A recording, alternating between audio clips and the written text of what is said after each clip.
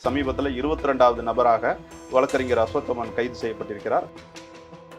விசாரணைக்கு தேவையில்லாத விஷயங்களை செய்து கொண்ட போலீசார் மீதும் நடவடிக்கை எடுக்கப்பட்டு வருகிறது. எல்லாமே ஏதோ ஒரு வகையில் ஆம்ஸ்ட்ராங்கால பாதிக்கப்பட்டிருப்பதாக இன்னைக்கு செய்திகள் பரவுகிறது. ஒரு காவல் ஆய்வாளர் அவருக்கான அதிகாரத்தை பயன்படுத்துவதை அந்த பகுதியில் உள்ள ஒரு வட்ட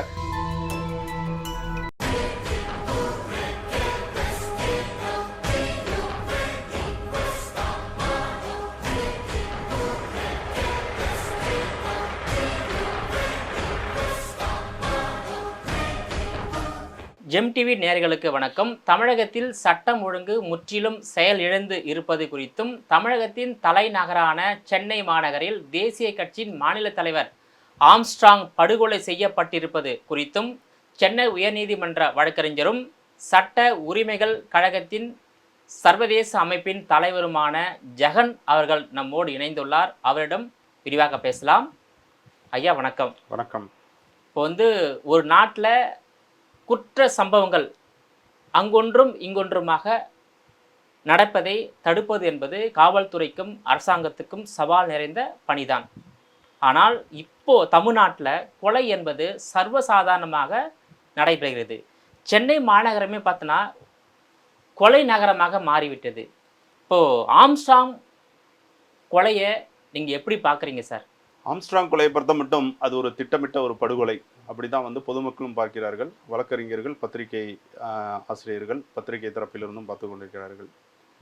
அது நடந்திருக்கக்கூடாது என்பதுதான் ஒரு சாமானியனின் கருத்தாக அமைகிறது. ஏன்னா ஒரு தேசிய கட்சியின் மாநில தலைவர் எப்பொழுதும் ஒரு பரபரப்பாக இருக்கக்கூடிய ஒரு சூழ்நிலையில் வாழ்ந்து கொண்டிருப்பவர். அவரை சுற்றி குறைந்தது ஒரு 20-25 நபர்கள், 25 நபர்களோடு வலம் வரக்கூடிய ஒரு நபர் திட்டமிட்டு படுகொலை செய்யப்பட்டிருக்கிறார். இது ஓரிரு நாட்களில் திட்டமிட்டப்பட்ட ஒரு செயல் அல்ல. கடந்த ஓராண்டுகளாகவே திட்டமிட்டு செயல்படுத்தி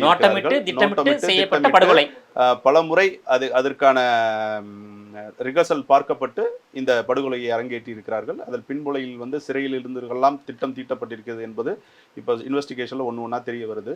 சமீபத்தில் 22வது நபராக வழக்கறிஞர் அஸ்வத்தமன் கைது செய்யப்பட்டிருக்கிறார். அவர் தந்தை ஏற்கனவே வேலூர் சிறையில் கன்விக்டட் அக்யூஸ்டாக இருக்கும் நாகேந்திரன் என்பவர். வேலூர் சிறையிலிருந்து இது திட்டமிட்டப்பட்டிருக்கிறது என்பது இந்த இன்றைய கலவர நிலவரமாக இருந்து கொண்டிருக்கிறது. கூடுதலாக பாஜகவை சேர்ந்த பால் கனகராஜும் இந்த வழக்கில் சம்பந்தப்பட்டிருப்பதாக தகவல் வெளியாகி விசாரணைக்கு தவறான கருத்து. சம்பந்தப்பட்ட இருக்கிறார் என்று சொல்ல முடியாது. நாகேந்திரனுக்கு அவர் ஓரிரு முறை வழக்கறிஞராக இருந்திருக்கிறார் என்பதற்காக அவரை விசாரணைக்கு அழைக்கப்பட்டிருக்கிறார். இது 2வது முறையாக இன்று அவர் விசாரணைக்கு சென்று அவர் தரப்பிலிருந்து அவருக்கு கேட்கப்பட்ட கேள்விகளுக்கு பதில் அளித்து வந்திருக்கிறார். இது வழக்கறிஞர்கள் எல்லா தரப்பான குற்றவாளிகளுக்கும் ஆஜராக வேண்டிய சூழ்நிலை இருக்கிறது. அதுக்காக வழக்கறிஞர் இவருக்கு ஆஜராகக்கூடாது, அவருக்கு ஆஜராகக்கூடாது இல்லை. தன்னை தேடி வரும், தன்னை நாடி வரும் குற்றம் புரிந்தவர்களுக்கோ இல்லை குற்றம் சுமந்தப்பட்டவர்களுக்கோ நீதியை தேடி தருவது தான் வழக்கறிஞர்களின் பணி. அதனால் இவருக்கு செய்யக்கூடாது, அவருக்கு செய்யக்கூடாது எல்லாம் இல்லை. அப்படி பார்த்தால் அஸ்வத்தமன் காங்கிரஸ் கட்சியின் இளைஞரணி முதன்மை செயலாளராக இருக்கிறார். இவர் பிஜேபியில் ஒரு முக்கியமான பதவியில் இருக்கிறார்.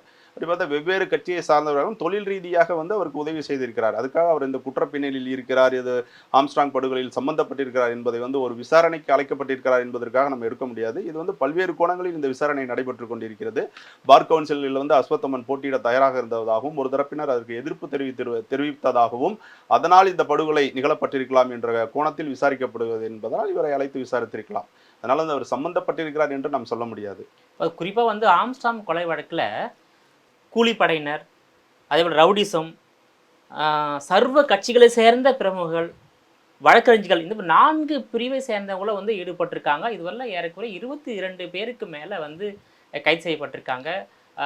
இது ஏன் இவ்வளோ பெரிய நெட்வொர்க் இருந்திருக்கு அவருக்கு எதிராக? இல்லை, நான் முன்பு சொன்ன போல் ஒரு தேசிய கட்சியின் ஒரு மிக முக்கியமான நபர், ஒரு தேசிய கட்சியின் மாநில தலைவர் திட்டமிட்டு படுகொலை செய்யப்பட்டிருக்கிறார். இதில் பின்புலத்தில் நிறைய பேர் இருக்கிறாங்கிறத நமக்கு தொடர்ந்து பார்த்துக்கிட்டு தான் வர்றோம். விசாரணை வளையம் விசாரணை ஒரு சரியான பாதையில் சென்று கொண்டிருக்கிறது என்பதை பார்க்கணும். ஏன்னா முதல் கட்டத்தில் ஜூலை 5ஆம் தேதி ஆம்ஸ்ட்ராங் படுகொலை செய்யப்படுகிறார். அன்று இரவே 8 பேர் தாங்கள் தான் இந்த கொலையை செய்தோம் என்று ஆஜராகிறாங்க. போலீஸ் ஸ்டேஷனில் கமிஷனர் ஆஃபீஸில் டெப்டி கமிஷனர் ஆஃபீஸில் ஆஜராகதாக ஒரு தகவல் வருகிறது. பின்னால் அடுத்த நாள் ஒரு 3 பேர் கைது செய்யப்படுகிறார்கள்.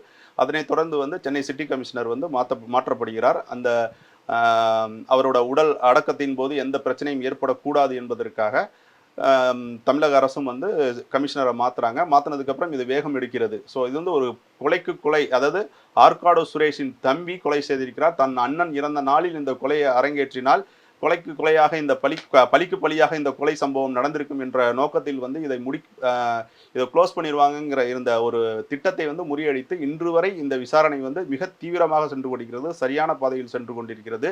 உண்மையான குற்றவாளிகள் கண்டிப்பாக பிடிபடுவார்கள், தண்டிக்கப்படுவார்கள் என்பதை நம்ம பார்க்குறோம். இது வந்து இன்னைக்கு சம்பவம் செந்தில் என்ற வழக்கறிஞர் வந்து இன்னைக்கு எங்கே இருக்காருன்னே தெரியல. அவரை தேடி செல்வதற்காக ஒரு தனிப்படை செஞ்சிருக்காங்க. ஒரு 5 தனிப்படைகள் அமைக்கப்பட்டு அவரையும் தேடி சென்றிருக்கிறார்கள். இன்னொரு கோணத்தில் இப்போ நாகேந்திரனுக்கும் இதில் தொடர்பு இருக்கிறதுன்னு சொல்லி அவரோட மகனையும் வந்து கைது செய்திருக்கிறார்கள். அப்படி பார்த்தீங்கன்னா ஒரு 5 தனிப்படை அமைக்கப்பட்டு மிக தீவிரமாக இந்த கொலையில் சம்பந்தப்பட்டவர்கள் கைது செய்வதற்கான அனைத்து நடவடிக்கைகளையும் வந்து நம்ம சிட்டி கமிஷனர் அருண் வந்ததுக்கப்புறம் மிக தீவிரமாக செய்து கொண்டிருக்கிறார். மக்களும் வந்து இதில் ஒரு தமிழக காவல்துறையின் மீது ஒரு நல்ல அபிப்பிராயத்துடன் ஒரு நல்ல ஒரு முடிவு வரும் என்ற நோக்கத்தில் வந்து பிஎஸ்பி கட்சி சார்ந்த நிர்வாகிகளும் வந்து பொறுமை காத்து வருகிறார்கள்.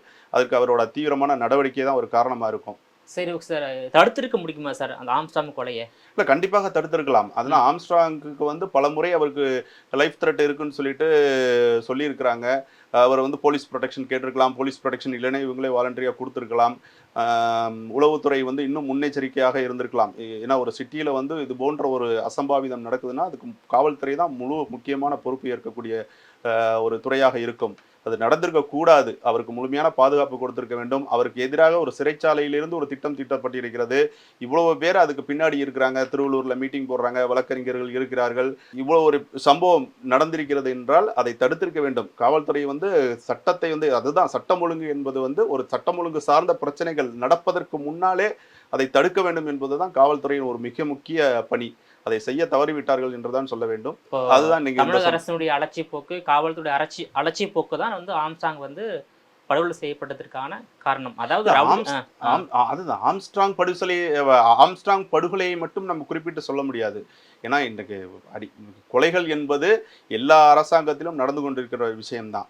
முழு சுதந்திரத்தோடு காவல்துறையினரை செயல்பட அரசியல் கட்சிகள் தயாராக இருக்க வேண்டும். ஒரு அக்யூஸ்டை பிடிக்கிறாங்க, பிடிச்சதுக்கப்புறம் வந்து அவர் குற்றம் செய்திருக்கிறாருன்னா ஏதோ ஒரு தலையீடு, ஒரு அரசியல்வாதிகளின் தலையீடால் வந்து அவர் வந்து அந்த குற்றத்திலிருந்து விடுவிக்கப்படும் பொழுது மீண்டும் பல முறை அவர்களுக்கு சாதகமாகவோ இல்லை அவர்களுக்கு தேவைப்படும் சமயத்தில் அவர்களை பயன்படுத்தி கொள்ளும் விதமாக அந்த குற்றவாளிகள் வந்து மீண்டும் மீண்டும் குற்றம் செய்ய தூண்டப்படுகிறார்கள். காவல்துறையினர் வந்து இன்னும் இன்ஃபேக்ட் சொல்ல போனால் மறைந்த முதல்வர் ஜெயலலிதா அவர்களின் காலகட்டத்தில் வந்து காவல்துறையினர் வந்து முழு சுதந்திரத்தோடு செயல்பட்டார்கள். கட்ட பஞ்சாயத்து என்பதே காவல் நிலையத்தில் நடக்காது. எந்த கரைவேஷ்டியும் வந்து காவல் நிலையத்தில் பார்க்க முடியாது. அதனால வந்து நிறைய மிகப்பெரிய குற்றங்கள் எல்லாம் தடுக்கப்பட்டது. காவலர்கள் எல்லாம் வந்து மிகுந்த மரியாதையுடன் நடத்தப்பட்டார்கள், கண்ணியத்துடன் நடத்தப்பட்டார்கள், முழு சுதந்திரத்துடன் வேலை செய்தார்கள். அது வந்து இன்னைக்கு முற்றும் இல்லை என்பதுதான். வழக்கறிஞராகிய எனக்கு நான் வந்து காவல் நிலையங்களுக்கு நம்ம வந்து செல்லக்கூடிய வாய்ப்பெல்லாம் கிடைக்கிறது. இன்றைக்கி நம்ம காவல் நிலையத்தில் ஒரு கட்சிக்காரர்களுக்காக நாம் செல்வதற்கு முன்பே பாதிக்கப்பட்ட நபரோ இல்லை சம்மந்தப்பட்ட குற்றவாளிகளுக்காகவோ ஏதோ ஒரு வகையில் வந்து அரசியல் கட்சியினரின் அந்த ஏரியா கவுன்சிலரு, எம்எல்ஏ, பகுதி செயலாளர் ஏதாவது ஒரு வகையில் வந்து அவங்களோட இன்ஃப்ளூயன்ஸை பயன்படுத்தி கொண்டு அதில் வந்து பணமும் சம்பாதிக்கிறார்கள். தான் யார் என்பதையும் நிரூபித்து கொண்டு அந்த காவல் நிலைய ஆய்வாளர்களை தங்கள் கட்டுப்பாட்டுகள் வைத்திருக்கிறார்கள் என்பதை தான் நம்ம புரிஞ்சுக்கணும். இந்த விஷயம் முற்றிலும் தடுக்கப்பட வேண்டும். இப்போது வந்திருக்க சிட்டி கமிஷனர் வந்ததுக்கப்புறம் நிறைய விஷயங்கள் வந்து காவல்துறையில் மாறி இருக்கு. ஏன்னா நிறைய பெட்டிஷன்ஸ் வந்து கமிஷனர் ஆஃபீஸில் வந்த பெட்டிஷன்லாம் வந்து இங்கே சம்மந்தப்பட்ட காவல் நிலையங்களுக்கு அனுப்பப்படாமல் தேங்கி இருந்த பெட்டிஷன்ஸ்லாம் இன்னைக்கு மிக விரைவாக அனுப்பப்பட்டு ரெண்டு தரப்பினருக்கும் சம்மன் கொடுக்கப்பட்டு விசாரித்து பிரச்சனைகளை வந்து முடித்து வைத்திருக்கிறார்கள். இது போன்று வந்து முன்னரே செயல்பட்டால் பெரும்பான்மையான குற்றங்கள் தடுக்கப்பட்டிருக்கும் என்பதுதான் உண்மையான விஷயம். இப்போ உள்ள அரசாங்கத்தால் வந்து காவல்துறை வந்து கை வந்து கட்டி போட்டு உள்ளது. அதனால்தான் இவ்வளவு நடந்திருப்பதாக சொல்ல வரேன். அதுதான் உண்மை. மறைந்த முதல்வர் ஜெயலலிதா ஆட்சி காலத்தில் இருந்தது போல் முழு சுதந்திரத்துடன் செயல்படக்கூடிய வாய்ப்பு அவர்களுக்கு மறுக்கப்படுகிறது. அதுதான். ஏன்னா சாதாரணமாக இன்னைக்கு இன்ஸ்பெக்டர் கூட ஒரு காவல் ஆய்வாளர் அவருக்கான அதிகாரத்தை பயன்படுத்துவதை அந்த பகுதியில் உள்ள ஒரு வட்ட செயலாளர் வந்து தடுத்து நிறுத்தி விடுகிறார். காரணம் வந்து அவருக்கு சார்ந்த கட்சியின் சப்போர்ட் இருக்கு. அவர் அதனால வந்து ஒரு தன்னிச்சையான ஒரு ஒரு அதிகாரத்தை வந்து காவல் ஆய்வாளர்கள் பயன்படுத்த முடியாத ஒரு சூழ்நிலையில் அவர்கள் கட்டுப்பாட்டில் இருக்கக்கூடிய ஒரு சூழ்நிலை அமைந்து விடுகிறது. இது வந்து இந்த காவல் நிலையத்தில் வந்து சுதந்திரமாக செயல்பட வேண்டும். காவல் நிலையத்தில் கரைவேஷ்டிகள் எந்த சூழ்நிலையிலும் உள்ளே நுழையக்கூடாதவாறு அவர்களுக்கு அதிகாரம் வழங்க வேண்டும் என்பதுதான் என் அதுதான் வந்து கருத்தானது. தமிழ்நாட்டுல சட்டம் ஒழுங்கு முற்றிலுமா செயலிழந்து விட்டதுக்கான காரணமா நீங்க சொல்ல அதிகமான இந்த மாதிரி அதிகமா குற்றங்கள் நடக்கக்கூடிய ஒரு வாய்ப்பாக அமைகிறது. கண்டிப்பா வந்து எதிர்க்கட்சி தலைவர் எடப்பாடி பழனிசாமி கூட பார்த்தீங்கன்னாக்கா 2024 ஜனவரிலேருந்து ஜூன் வரையில 6 மாதத்துல 200 நாட்கள்ல 595 கொலைகள் வந்து தமிழ்நாட்டில் நடந்திருப்பதாக தகவல் அறியும் உரிமை சட்டத்தின் மூலமாக தகவலை பெற்று வெளியிட்டிருக்கார். ஸோ தமிழ்நாடே வந்து கொலை மாநிலமாக மாறி வருகிறது. சென்னை மாநகரம் வந்து கொலை மாநகரமாக மாறி வருகிறது.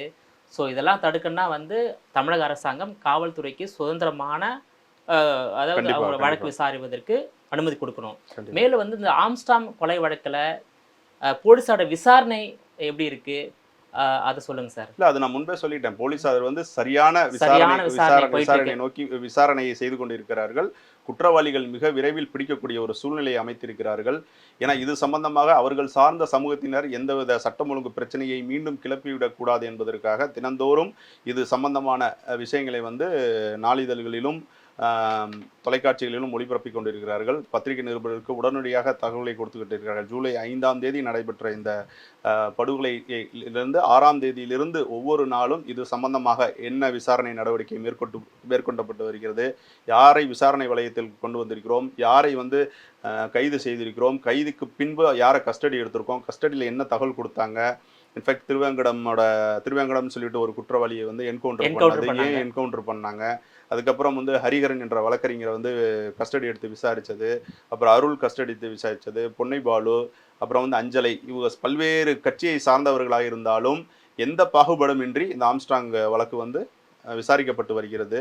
இது மாதிரி கொசஸ்தலை ஆறில் வந்து அந்த சம்மந்தப்பட்ட அலைபேசிகளை வந்து தடயங்களை அளிக்க வேண்டும் என்ற நோக்கத்தில் வந்து வீசி எரிஞ்சிருந்தாங்கன்னு சொன்னதையும் கைப்பற்றி அதிலிருந்த தடயங்களை வைத்தும் அடுத்தடுத்து வந்து இதில் சம்பவம் செந்தில் தொடர்பு பட்டிருக்கிறார்னு சொல்லி அவர் சம்பந்தப்பட்ட வழக்கறிஞர்களை அந்த விசாரணை வளையத்துக்குள் கொண்டு வந்து சில பேரை வந்து கைது செய்து அவர்கள் மீதும் நடவடிக்கை பாய்ந்திருக்கிறது. ஸோ அதனால விசாரணை வந்து நல்ல முறையில் செய்துட்டு இருக்கிறது. இதில் என்னன்னா காவல்துறையினரும் வந்து இது சம்பந்தப்பட்ட சம்பவம் செந்திலுக்கு வந்து அவர் வந்து அவர் பகுதியில் வந்து மாமூல் வாங்கிட்டு இருப்பாரு. சில பேரெல்லாம் அவர் கஸ்டடியில் வச்சிருப்பாரு.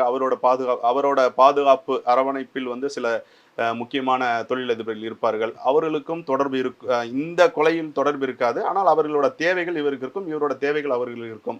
அவர்களையும் வந்து விசாரணை வளையத்தில் கொண்டு வந்து பணம் பிடுங்கினாங்கிற மேட்டர்லாம் வந்து நிறைய நடந்ததாக கேள்விப்பட்டோம். ஸோ ஒரு பெரிய துணிக்கடை வியாபாரியை வந்து நீ சம்பவம் செய்தலோட இந்த நேரத்தில் பேசியிருக்க, உன்னையும் நான் விசாரணைக்கு கூப்பிடுவேன், உன்னையும் இந்த வழக்கில் நான் தொடர்புபடுத்தி கொண்டு வந்துடுவேன்னு சொல்லிட்டு அவர்களெல்லாம் மிரட்டி இந்த தனிப்படை போலீஸாரெல்லாம் வந்து பணம் பறித்தார்கள் என்று விஷயங்கள்லாம் வெளியில் வந்தது.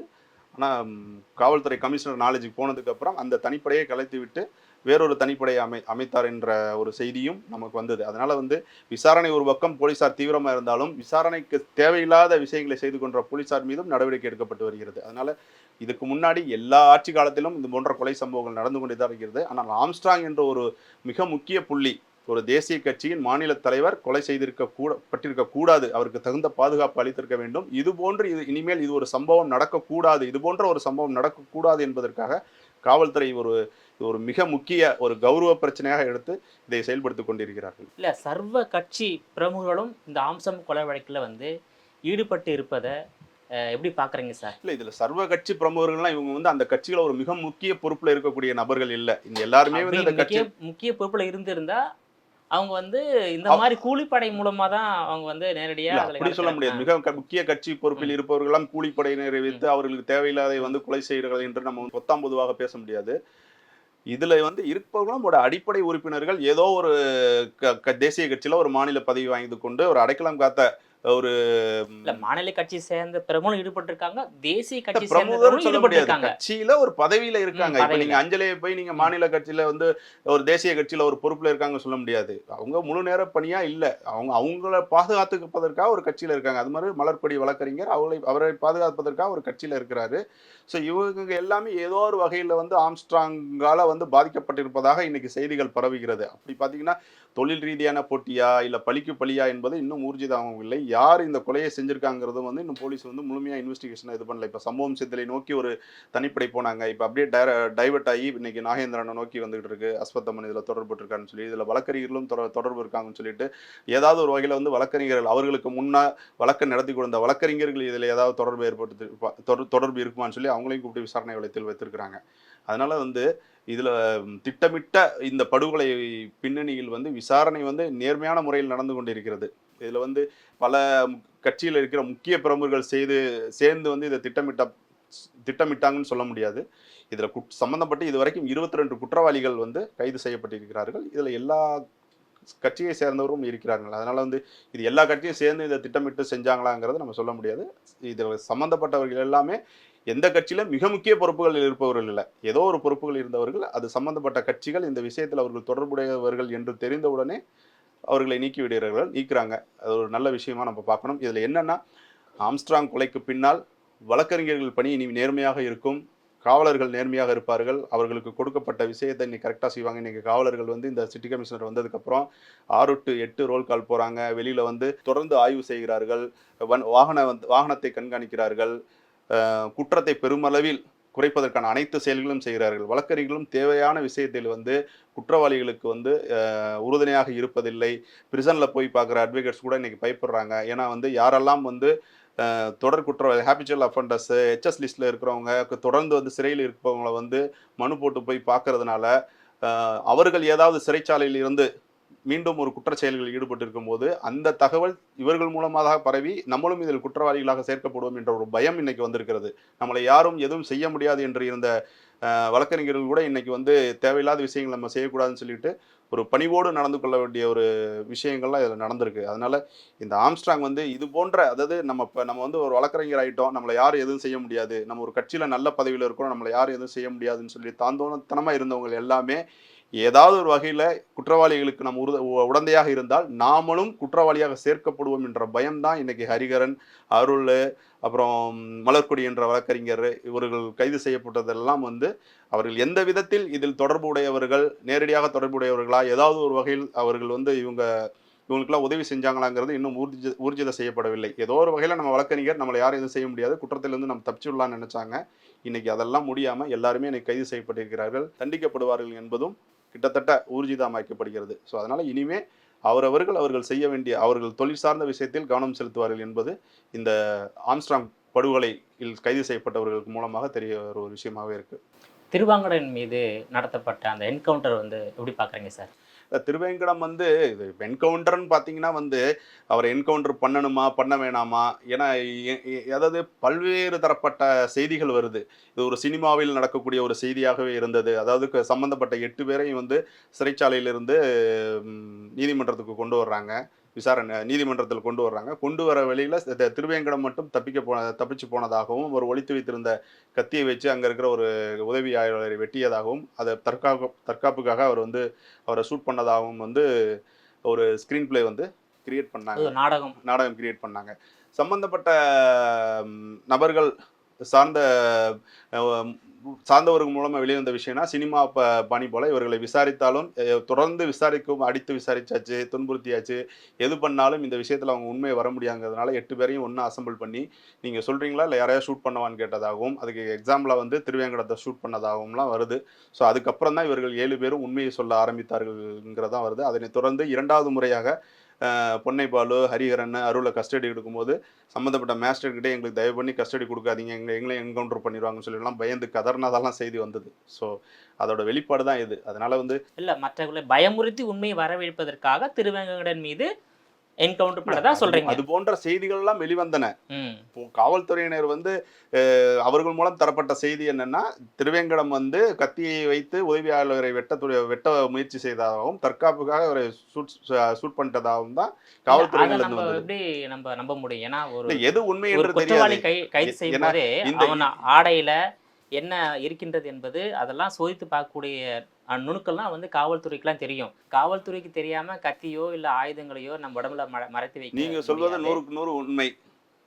ஒரு விசாரணை வளையத்துக்குள் சிறைச்சாலையிலிருந்து வந்துட்டு அழைத்து வந்து கொண்டிருக்கும் ஒரு கைதி கையில் எந்தவித ஆயுதமும் இருக்க வாய்ப்பில்லை. வாய்ப்பில்லை. அவருக்கு வந்து எந்த சுதந்திரமும் கொடுக்கப்படாது. சாதாரண கைதிகளுக்கே எந்தவித சுதந்திரமும் கொடுக்கப்படாது. எந்த இடத்துல வந்து வண்டியை நிப்பாட்ட மாட்டாங்க. எந்த இடத்துலயும் ஃபுட்டுக்காக வெளியில அவுட் சைட் ஃபுட் கொடுக்க மாட்டாங்க.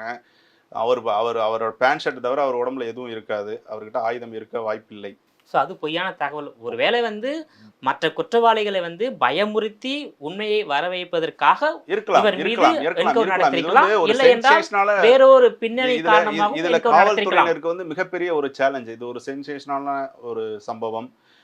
தொடர்ந்து ஆம்ஸ்ட்ராங் இழந்து வாடும் குடும்பத்திற்கு பதில் சொல்ல வேண்டும். அவரை சார்ந்த தேசிய கட்சியின் தலைவர் அவரோட இறப்பிற்கு இங்கு வந்து அஞ்சலி செலுத்தும் பொழுது தெளிவாக வந்து தமிழகத்தில் சட்ட ஒழுங்கு வந்து கெட்டு போய்விட்டது என்று பிரஸுக்கெல்லாம் பேட்டி கொடுக்குறாரு. அவரை திருப்திப்படுத்த வேண்டும்.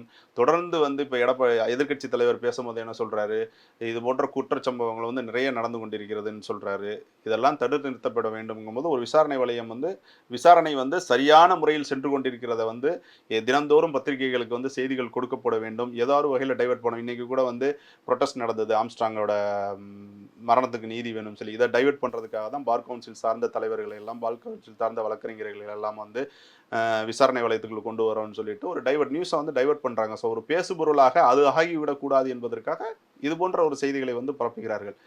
மொத்தம் வந்து அவர்கள் சார்ந்த சமூகம் இதனை வந்து ஒரு விசாரணை சரியாக செல்லவில்லை, நீதி கிடைக்காது என்ற நோக்கத்தில் வந்து வேறொரு மாதிரியான முடிவை எடுத்து விடக்கூடாது, சட்டம் ஒழுங்கு பிரச்சனை மறுபடியும் ஏற்பட்டு விடக்கூடாது என்பதற்காக ஏதாவது ஒரு வகையில் வந்து இது ஒரு பரபரப்பாக ஒரு விஷயமாகவே கொண்டு சென்று கொண்டிருக்கிறார். இப்போ ஆம்ஸ்டாங் கொலை வழக்கில் சம்பந்தப்பட்டவர்களை வந்து கைது செய்வது, விசாரணை செய்வதில் வந்து காவல்துறையுடைய அணுகுமுறை வந்து திருப்தியாக இருப்பதாக நீங்களும் சொல்றீங்க. பாஜக மாநில தலைவர் அண்ணாமலையும் சொல்லியிருக்காரு, பல்வேறு அரசியல் கட்சி தலைவர் சொல்லியிருக்காங்க. ஆனால் இதே போல ஒரு சாமானியனும் கொலை செய்யப்பட்டால் அந்த வழக்கை விசாரிப்பதிலும் காவல்துறையுடைய அணுகுமுறை இதே போல இருக்க வேண்டும். அரசியல் கட்சி பிரமுகர்களுக்கு ஒரு விதமான விசாரணை, சாமானிய மக்களுக்கு ஒரு விதமான விசாரணை இருக்கக்கூடாது. ஸோ அதை பற்றி கொஞ்சம் சொல்லுங்கள் சார். இல்லை, ஒரே விஷயம், காவல்துறையினை பொறுத்து எந்த குற்ற செயல்களும் நிகழாத வண்ணம் இருக்கக்கூடியது தான் காவல்துறையினருக்கான மிக முக்கிய பணி. அதையும் மீறி ஒரு குற்ற சம்பவம் நடந்துவிட்டால் குற்றம் சம்பந்தப்பட்டவர்கள் வந்து குற்றவாளிகளாக அவர்களுக்கு தண்டனை வாங்கி கொடுக்கக்கூடிய ஒரு மிக முக்கிய பொறுப்பு காவல்துறையினருக்கு இருக்கு. இந்த வழக்கிலே வந்து ஆற்காடு சுரேஷின் கொலைக்கு பழிக்கு பழி என்று இந்த பிரச்சனையை முடிக்க இருந்தாங்க. பல்வேறு தரப்பினரிடமிருந்து தொடர் கோரிக்கையால் வந்து இன்னைக்கு டைரக்டர் வந்து ரஞ்சித் வந்து ஓப்பனாகவே பேசினார். அதே சமயத்தில் அவங்க பிஎஸ்பியோட மாநில தலைவர் வந்து ஓப்பனாகவே பேசினாங்க. அதுக்கப்புறம் தான் வந்து இந்த விசாரணை வளையம் வந்து சுற்றி இன்னைக்கு வந்து ஒரு தெளிவாக எந்த கட்சி பாகுபாடும் இன்றி யாரெல்லாம் இதில் உடந்தையா இருக்கிறார்களோ எல்லாரையும் வந்து கைது செய்து ஒரு அண்ணாமலை அவர்கள் சொன்னது போல ஒரு முறையான முறையில் ஒரு கரெக்டான முறையில் வந்து சென்று கொண்டிருக்கிறது. இது ஆனால் சாமானிய மனிதன் கொலை செய்யப்படும் பொழுது அதான் நான் சொல்கிறேன், எந்த பிரச்சனை இருந்தாலும் கரைவேட்டி தலையீடு இல்லாமல் இருந்ததால் சிறப்பான முறையில் அந்தந்த காவல் ஆய்வாளர் அவர்கள் சம்பந்தப்பட்ட ஐஓ வந்து விசாரணை வந்து சிறப்பாக முடித்து அவர்களுக்கு தண்டனை பெற்று தரக்கூடிய ஒரு நல்ல சூழலை அமையும். ஏன்னா இவங்களுக்கு ஏதாவது ஒரு வகையில் ஹெல்ப் பண்ணுங்கிறதுனால தான் அவங்க வந்து டைவர்ட் பண்ணி உண்மையிலே பாதிக்கப்பட்டவங்களுக்கு நியாயம் கிடைக்காம போகுது. கையூட்டு பெற்றுக்கொண்டு தவறான தகவல்களை சொல்றதுனால தான் ஈஸியாக வந்து ஒரு குற்றம் சுமத்தப்பட்ட நபர் வந்து அந்த வழக்கிலிருந்து அக்யூட்டில் விடுதலை ஆகி செல்லக்கூடிய வாய்ப்பெல்லாம் கிடைக்குது. காவல்துறையும் வந்து நேர்மையாக இருக்க வேண்டும். அரசாங்கமும் காவல்துறைக்கு முழு நேர்மையாக இருந்தால் காவல்துறை பணியை செய்ய விட வேண்டும். கண்டிப்பா. அதாவது காவல் நிலையத்துல கரைவேட்டியுடைய பங்களிப்பு இருந்ததன் காரணமாகத்தான் இந்த ஆம்ஸ்டாங் வந்து சென்னை மாநகரில் படுகொலை செய்யப்பட்டதற்கான காரணமா நீங்க சொல்லியிருக்கீங்க. இல்ல, காவல்துறையினர் வந்து கரைவேஷ்டிக்காக இல்லை, இது வந்து திட்டமிட்ட ஒரு படுகொலை. ஆமா, அதாவது இது தொழில் ரீதியான போட்டியா இல்ல பழிக்கு பழியா என்பதை இதுவரைக்கும் காவல்துறையினர் வந்து வெளியிடவில்லை. இது வந்து கரைவேஷ்டி வந்து காவல்துறையினர் இருந்தனால அவங்களோட தொடர் செயல்களை செய்ய முடியாதனால இந்த கொலை நடந்துருச்சு அப்படிங்கிறத நம்ம வந்து அதை வச்சு சொல்ல முடியாது. எந்த சம்பவம், நாட் ஒன்லி மர்டர்ஸ், எந்த கிரைமா இருந்தாலும் அந்த கிரைமுக்கு வந்து கட்சிக்காரர்கள் தலையீடு இருக்கக்கூடாது. அவருக்கு ஏற்ற தண்டனை வழங்கப்பட வேண்டும், பாரபட்சமின்றி. அதுதான் சொன்னேன். மறைந்த முதல்வர் ஜெயலலிதா இருக்கும் பொழுது ஒரு காவல் ஒரு போலீஸ் ஸ்டேஷன் போனா ஒரு ரைட்டர் கூட ஒரு பவர் இருந்தது. ஒரு முக்கியமான ஒரு மந்திரியை நான் சந்திக்கிறேன், ஒரு மினிஸ்டர். அவர்கிட்ட வந்து நான் உட்காந்து பேசிட்டு இருக்கும் போது ஒரு ரெக்கமெண்டேஷனுக்கு அந்த ஏரியாவில் இருக்கிற ஒரு லேடி வர்றாங்க. ஐயா அந்த மாதிரி ஒரு பிரச்சனைங்கிறாங்க. மினிஸ்டர் வந்து அந்த போலீஸ் ஸ்டேஷன்ல இருக்கிற ஒரு உதவி ஆய்வாளரையும் ரைட்டர்கிட்டே தான் பேசுறாரு. ஆனா இன்னைக்கு சூழ்நிலை சாதாரண வட்டச் செயலாளர் கூட அந்த சம்பந்தப்பட்ட டிசி கிட்ட பேசுறாரு. ஒரு பஞ்சாயத்து தலைவர் வந்து எஸ்பி கிட்ட பேசுறாரு. ஸோ எங்கேருந்து வருது இந்த தைரியம்? ஒரு குரூப் 1 ஆஃபீஸரு, ஐபிஎஸ் ஆஃபீஸரு, அவருக்கு விசாரணை வந்து அவங்களோட விசாரணை பார்வையே வேற. அவங்களுக்கு முழு சுதந்திரம் இருந்தா இவங்கலாம் பேச முடியுமா? இன்னைக்கு மண் கடத்துறவங்க கூட எஸ்பியை கூப்பிட்டு வந்து நம்ம நம்ம பையன் தான் விடுன்னு சொல்லி இந்த ஸ்டேஷன்ல பிடிச்சி வச்சிருக்காங்க விடுன்னு சொல்லி கூப்பிட்டு பேசுற ஒரு சூழ்நிலை இருக்கு. சார் இப்போ வந்து ஆம்ஸ்டாங் கொலை வழக்கில் இதுவரையில் 22 பேர் வந்து கைது செய்யப்பட்டிருக்காங்க. ஸோ இவர்களுடன் வந்து விசாரணை தொடர்ந்து நடைபெறும். ஸோ விசாரணை முடிவில் குற்றம் நிரூபிக்கப்பட்டால் அந்த குற்றவாளிக்கு எந்த மாதிரியான தண்டனையை வந்து பாரபட்சமின்றி வழங்கினால் இது போன்ற குற்றங்கள் தடுப்பதற்கு முன் உதாரணமாக அமையும்? இல்ல இதுல சம்பந்தப்பட்ட குற்றவாளிகள் 22 பேர் இதுவரை கைது செய்யப்பட்டிருக்கிறார்கள். இன்னும் எத்தனை பேர் கைது செய்யப்பட போகிறார்கள் என்பது தெரியவில்லை. இதில் யார் யாருக்கு எந்த மாதிரியான தொடர்பு, நேரடியாக யார் தொடர்பில் இருந்தார்கள். பொதுவா வந்து இந்த மாதிரி டெத்துக்கு வந்து லைஃப் இம்ப்ரிஸ்மெண்ட் தான். அதாவது அவங்க சாகும் வரை ஆயுள் தண்டனை. ஆமா ஆயுள் தண்டனை, சாகும் வரை வந்து சிறைச்சாலையில் அவர்கள் வந்து தண்டனையை அனுபவித்தாக வேண்டும். இதில் வந்து இப்போ நாகேந்திரன் சம்பந்தப்பட்ட சுவத்தமணியின் வந்து தந்தை வந்து நாகேந்திரனுக்கும் இந்த தொடர்பு இருக்கலாம் என்ற நோக்கத்தில் வந்து அவரையும் விசாரணை வளையத்தில் கொண்டு வந்திருக்கிறார்கள். சிறைச்சாலையிலிருந்து திட்டமிட்டிருக்கிறார் என்பதனால வந்து 120 செக்ஷன் 120யும் இதில் ஆட் ஆகும். கூட்டு சதி என்ற முறையில் வந்து இது ஆட் ஆகும். ஆக மொத்தம் இதில் யார் யாரெல்லாம் தொடர்பு இருக்கிறார்களோ நேரடியாகவோ இல்லை மறைமுகமாகவோ ஏதாவது வகையில் சம்பந்தப்பட்டவர்கள் வந்து முடிந்த அளவுக்கு இனிமேல் அவர்கள் வெளியில் வர வாய்ப்பில்லை. ராஜீவ்காந்தி கொலை குற்றவாளிகள் எந்த அளவுக்கு சிறையிலேயே அவர்கள் காலத்தை கழித்து வந்து ஜனாதிபதியின் கருணை மனுவால் வெளியில் வந்தார்களோ அது போன்ற ஒரு காட்சிகள் தான் அடுத்த ஒரு 15லிருந்து 25 வருடங்களுக்கு இது ஒரு பேசுபொருளாக அமையும் என்பதுதான் என்னோட அனைவருக்கும் வந்து ஆயுள் தண்டனை வந்து ஆயுள் தண்டனை வரும். இது வந்து இவர்கள் வெளியில் விட்டால் அவர்கள் சார்ந்த சமூகம் ஒரு இது அவர்களை வந்து சும்மா விடக்கூடாதுன்னு சொல்லிட்டு ஒரு திட்டம் தீட்டி மீண்டும் இது போன்ற ஒரு சட்டம் ஒழுங்கு பிரச்சனை ஏற்படும் என்பதால் முடிந்த அளவுக்கு அவர்கள் தண்டனை காலங்கள்லாம் முடித்துவிட்டு தான் வெளியில் வரக்கூடிய ஒரு வாய்ப்பு அமையும். இது ஒரு 15-20 வருடங்கள் ஒரு பேசுபொருளாக இருக்கும் என்பதுதான் நான் இங்கே பதிவு செய்கிறேன். உங்கள் விரிவான தகவலுக்கு ரொம்ப நன்றி சார். நன்றி. நேயர்களே, மீண்டும் இது போன்ற மற்றொரு நிகழ்ச்சியில் மற்றொரு ஆளுமையுடன் சந்திக்க வரை உங்களிடமிருந்து விடைபெறுவது நான் உங்கள் விஜயபாலன்.